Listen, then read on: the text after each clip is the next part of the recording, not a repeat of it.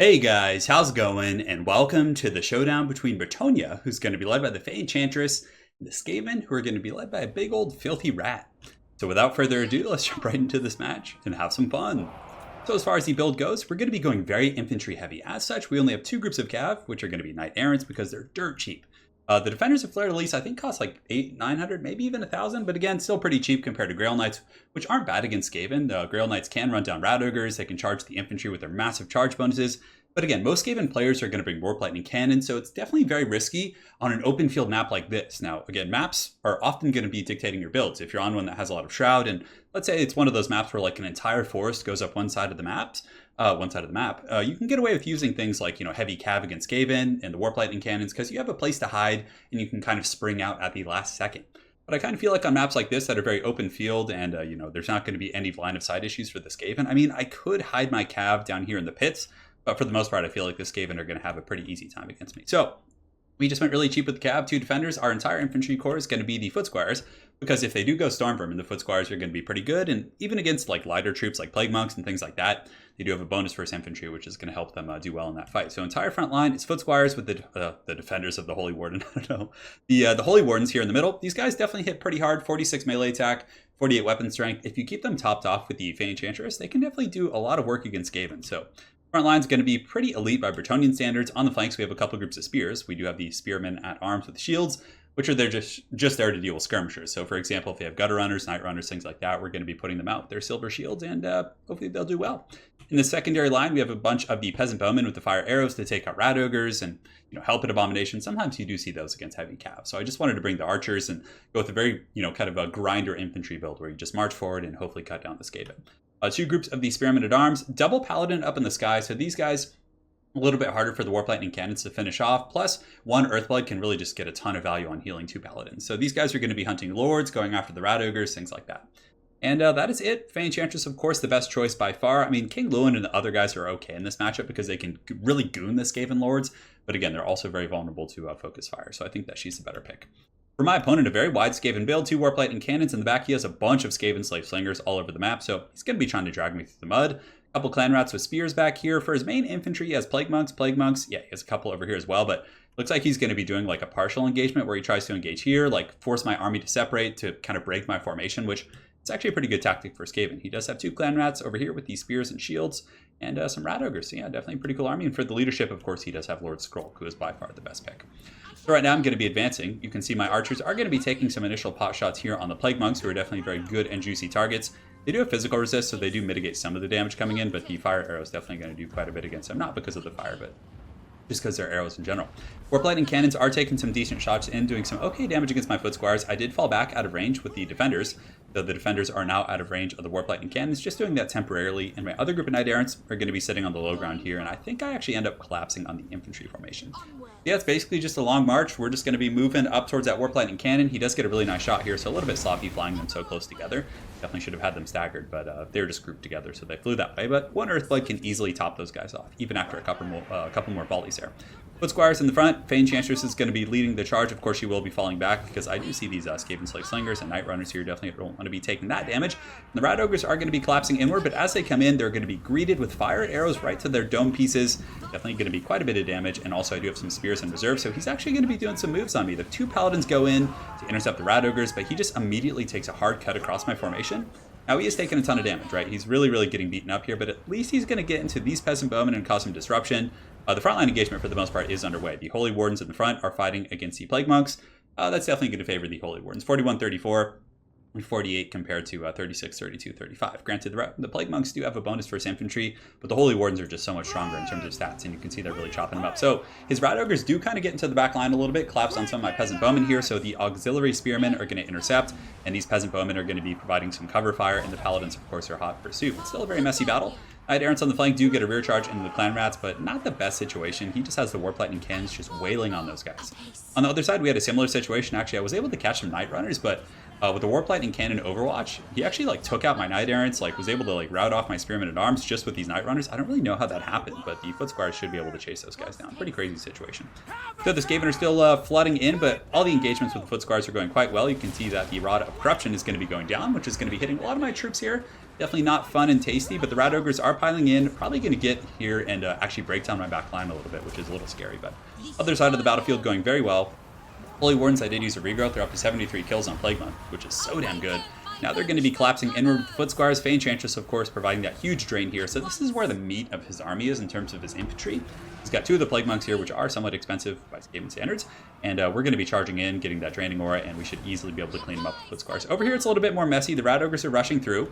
But again, they're not getting in there for free. The Paladins are picking them off, so as they do chase back here and go after the Archers, the 2 Paladins are just hunting down the Rat Ogres. A little bit tough because he does have all these Clan Rats kind of saturating and, you know, helping out a little bit, but the Rat Ogres actually break off from the Paladin pressure, and from here my Archers should be able to start shooting again. Backline's a little bit messy as well. Some Plague Monks did squeak through. No, that I actually did not intend that pun, but they did squeak through here. He's able to get in my backline. Skrulk actually summoned those, so he was able to just summon them behind my front line. And I didn't have too many troops left. I had to allocate a lot to the front line because of the numbers of the Skaven. Rat Ogres here do get on top of the Paladins, but the Paladins definitely suited for taking out large targets. Of course, they did get that bonus versus large a couple patches ago. Anyways, getting some good crossfire here. The Warp Lightning Cannon still shooting at my Foot Squires, who are just trying to chase down all these rats. In the back, these Night Runners are just kiting me into another dimension. But again, if we catch them, we should be able to kill them. And we did get into the back line. So we broke through in this area, and he was so invested in chasing my back line that I did get some of my Foot Squires back here to go after the Warp Lightning Cannon crew. But my opponent, of course, you know, a seasoned player. He's going to be dropping the artillery pieces and just running with the crew, which is a very, very good play. Same thing's probably going to happen on the other side with these Spearmen who did get around. So in the mainline fight, you can see the Fey Enchantress getting those really, really sweet drains on everyone here. The Plague Monks very, very tattered. Holy Wardens, I think, are still fighting. Let's go and take a look. So yeah, they have 140 kills. Definitely really, really paying for themselves. But the Plague Monks are working through Foot Squires. Foot Squires don't have the best armor, so Plague Monks can get through those guys. I mean, 70 armor is still pretty good. A little bit of a missile action going on here. Skaven Slaves are fighting the Peasant Bowmen. Both are wavering, and it looks like the Skaves are going to charge in at the last second. They're not out of ammo, but maybe they're just doing that to cover for the Rat Ogres, which isn't a bad idea, actually. So he does break my Bowman here, and it looks like the Skaven Slaves don't break. The Rat Ogres are going to be piling back in. And over here, we have a pretty messy fight. Like you guys saw, he did get into my backline on this side of the battlefield. The 2 Paladins, though, are still very healthy. We're able to really just do a number on the Rat Ogres, but Skrulk is always going to be pretty scary with the Liber Bubonicus. Plus, Skrulk is not a large target. He's infantry size, so the bonus versus large on the Paladins isn't really going to be pertinent against him. Anyways, the Rat Ogres here are broken off. My Peasant Bowmen are going to be fleeing, and it looks like all my stuff here on this side of the battlefield, pretty much a mass rout. So the Skaven have won this particular engagement, but again, I still do have the 2 Paladins, so I wouldn't call it like a flawless victory. Balance of Power is a little bit in my favor. I did cast the Chalice of Potions right here, but my opponent moved immediately, so beautiful reaction from him. And the Clan Rats and everyone else are just kind of mixed up. The Holy Wardens, who do have the favor of the Fae, so these bad boys have like 90 melee attack now. They're just karate chopping some of these filthy rats here, which is just great. So the Plague Monks are down. The Holy Wardens have 215 kills against mostly Plague Monks and Clan Rats, so that is so damn good. They are taking some Skaven Slings to the back, though, which really sucks because they don't have shields and they have light armor, so that's a pretty good use of the Skaven Slaves against me. The Enchantress is going to be anchoring this fight, making sure the Plague Monks do break off in the back line. The Foot Squires did chase off the Cannon Crews. Unfortunately, one of them did come back. They were able to be protected by just numbers and numbers of Skaven. But my other group of Spearmen at Arms are going to be collapsing down the hill, just a straight up Rohirrim charge. Well, it's a pretty limp Rohirrim charge here. But they're going to be charging into this Warp Lightning crew who did just come back, so they're not going to have time to really flee, and I should be able to kill quite a few of these guys. The other Foot Squires also came back as well, which is going to be good on the charge. They might be able to catch some of these guys, if not shut down the artillery pieces. So, balance power is actually pretty even. You can see it's a pretty messy battlefield. We both have a ton of stuff routing and coming back.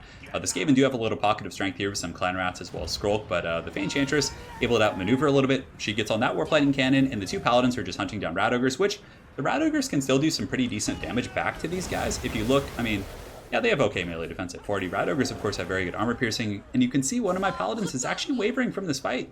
And the Slingers are probably going to start throwing pebbles. I do get a very clutch regrowth here, which could potentially keep this Paladin from breaking off. The Rat Ogres are also very, very low here, but he is going to be sending in Night Runners to help out, which is going to give some bodies to this fight. In the back, we do compromise the Warp Lightning Cannon, which is going to be huge. The Fey Enchantress and the Holy Wardens, who are just the MVPs this game, 231 kills, got to be a record, are just cleaving the other Warp Lightning Cannon. So there are some Skavens coming back, some Skaven. The Clan Rats with spears and mostly just like low-tier troops. So the Holy Wardens should be able to clean all those guys up. And it looks like the tides of Bretonnia are starting to flow on the shores of the Skaven here. We're just pouring in with the Spearmen at Arms. Looks like he's going to be summoning some Plague Monks, which is going to be really strong. Probably will affect the balance of power a little bit if it gets off, but it looks like he might have gotten knocked over by that charge from the Knight Errants there. So Scroll gets a really good Rod of Corruption. Beautiful play from my opponent being patient with that. It hits everything. My Paladins are wavering. One of them is actually broken. The Spearmen, the Foot Squires, everyone who's charging in here. I was, of course, very focused over here, are getting hit by that Rod of Corruption. That's going to be pretty brutal. And but again, I do have an Earthblood a couple seconds later, which is definitely going to salvage that situation to an extent. I do have some Peasant Bowmen with the fire arrows coming back from route. Over here, his Night Runners were sneaking in the shadows, and they were able to get on my Peasant Bowmen, so this is going to be an absolute massacre. Night Runners actually aren't pushovers in melee. They can do pretty well for themselves with 24 melee attack against Peasants. So the Peasants are going to break, they're going to waver, they're probably going to flee the scene, but the main fight, this is where the magic is really happening. The Paladins do break, both of them are broken, but I brought the Fey Enchantress over knowing the Holy Wardens would be able to clean up those, those haggard clan rats over there. And the Fey Enchantress now providing that aura, she's draining. The Summoned Plague Monks, of course, are going to die that much faster. And the two Paladins are able to stabilize, so they both come back from route. They're both in okay health. We have about 900 HP here and 2100 on the other guy. So at this point, Skrulk's reinforcements, all of his Plague Monks, and all of his supporting elements are pretty much gone. Now, he still probably could lay a weapon on the Fey Enchantress, although she does have really good magic resist, so Skrulk isn't going to do too much damage to her. But at this point, the Paladins are going to be coming for that booty. You can see they're up in the sky. I'm making sure to get them both there before I charge. Now Skrulk is just going to get absolutely teabagged by these two Paladins. So they charge in there. Skrulk is on the ground. The Pegasus just kind of trot over him. And at that point, you can see on the charge, he did take a little bit of damage. He's definitely getting very, very low. I mean, the Rat Man's doing his best. He's coming in with the overhand chop. Let's see if he's able to do any work, and it looks like he does take out a couple of Foot Squires in the moment there. Yeah, so pretty good for him. But that's going to be it for the Skaven. I compromised the artillery for the most part. It's just kind of chaff out there in the background, and now that Skrulk's gone, the army's really going to fall apart. So very well played to my opponent. It was quite a fierce cockfight, and wide Skaven armies are definitely very tough to deal with. I think if I had gone a little bit more narrow and gone with like Elite Cav, I would have just been torn to shreds by the Warp Lightning. I would have been mucked up by all the spears and different things like that. But I think the fact that I went so heavy with like Foot Squires and infantry kind of caught him off guard in regards to, his game plan, right? Because he had so many spears from my cav, just mucking them up and kind of layering fire with the Night Runners and the Warp Lightning against my heavy cav. But I didn't really have any, just Knight Errants, which who cares? I mean, they cost about the same as a Foot Squire, which is a pretty good deal. And they still cause a little bit of disruption, but the Peasant Archers did a good job, even though they were being hunted for most of the battle. At least they were forcing my opponent to react to them. But the Foot Squires and the Holy Wardens were able to just dominate the front line. And eventually, with the support of the Fey Enchantress, were able to grind through to the back, which I thought was quite solid. And for my opponent's build, it was definitely a pretty good build against Cav, I think. Skrulk's always good. The spears, I mean, just even though, yes, Bretonnia and Cav can ride them down, it's still like just forcing them to march through the mud a little bit, right? The Plague Monks definitely like the pick. I mean, they're good against like men-at-arms, low-tier troops, and they can perform against Foot Squires with their bonus versus infantry, so I don't think Plague Monks are a bad choice. Stormvermin are okay in this matchup as well, especially the Halberd variant, but I think this build would have been very good against heavy cav, but I think against mass Bretonnian infantry, it's not going to be as good, even though the game was still very close. It certainly could have gone either way if I had made a couple mistakes with, my paladins and things like that early on. Could have cost me the game for sure. So very well played to my opponent, Kitanai, which I believe means dirty in Japanese. But anyways, look forward to running into you again on ladder, and we will see you guys next time. Take care.